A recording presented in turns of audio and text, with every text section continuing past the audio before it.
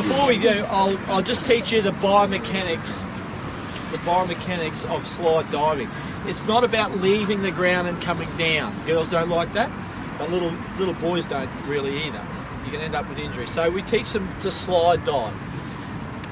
This country's perfect for it because it's pretty slippery here, I reckon. So, but the basics are the grip is at the end of the ball. You hold the ball at the end because you're going to extend the ball. So that's why we're around the end. It's the only time we don't. We tell kids you never roll the ball like that. That's the worst thing. And one of the things we pick up on a lot of players rolling the ball on its point.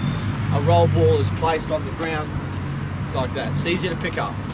So that's pretty much the only time you're going to be holding the ball like that. We reinforce that with our players. You do not hold the ball any other way until, of course, it's a slide dive.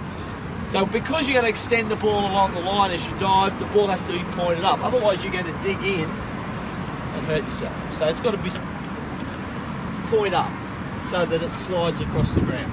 All right? Now, if I was sliding towards here, we talk about, so basically it's going to be an action where you drop at the knees.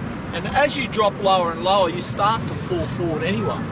So it's a fairly natural action. As soon as you drop, you'll be starting to move towards the ground. So what we're going to do is basically we bend at the knees. It's almost like sitting down and you're on your toes now. And because you're on your toes, you're going to then have to hold yourself up because as you fall, that hand will just prop you up momentarily. And the action is, when we say biomechanics, it's called a summation of force.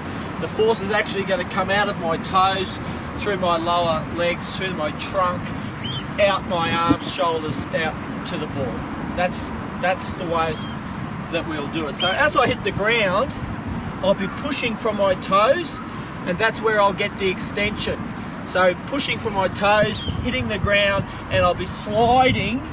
Notice my hand hasn't gone out yet. And I push off as far as I can with my toes to get full extension, and then at the last minute, the ball's extended. Okay? That's the biomechanics of it. So it sort of looks like this. Hitting low, pushing off, and then sliding the ball.